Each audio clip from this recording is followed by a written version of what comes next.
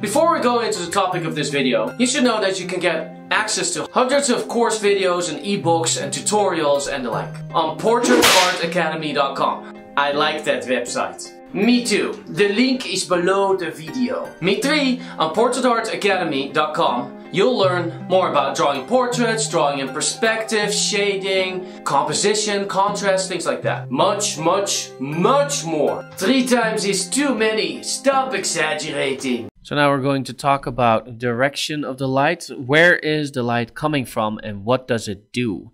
So this is from the front, obviously.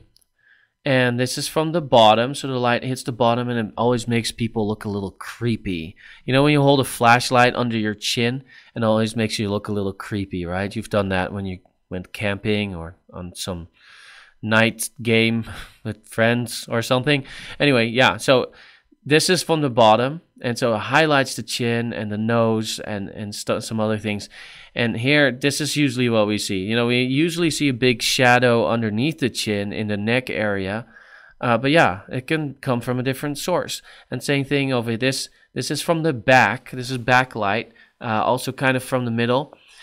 So then you just see, well, you don't see anything on the front. It's just black. But you see all this kind of silhouette shining on the, hitting the edges of the subject. Here's another image that I thought was interesting. So you see this light changes all the time. It's the same doll or mannequin.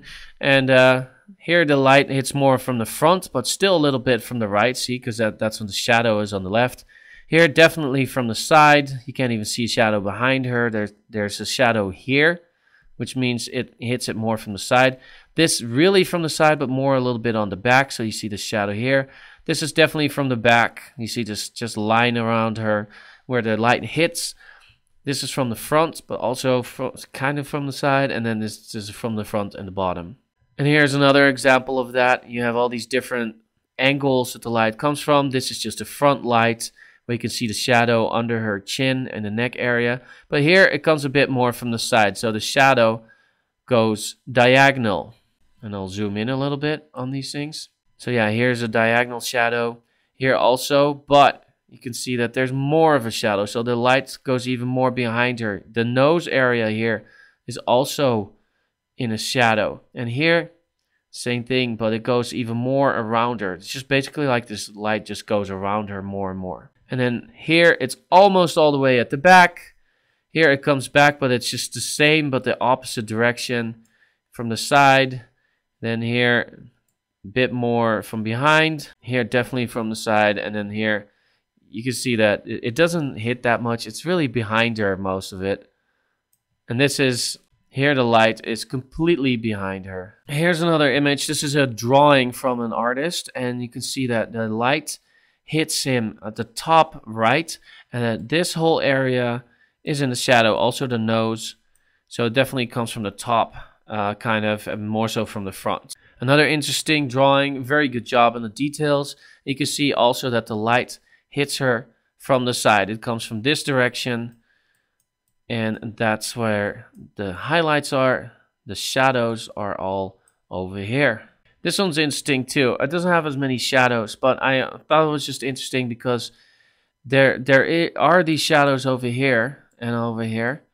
And then over here. And so I think most of the light, even over here, like of his hair, this whole thing is in the shadow of his hair. So I think this is a really interesting drawing. Not as detailed, a bit more of a rough sketch, but definitely use of light. This one too, you can see there's not such a stark contrast, but if you squint your eyes, you can see this whole area in the shadow.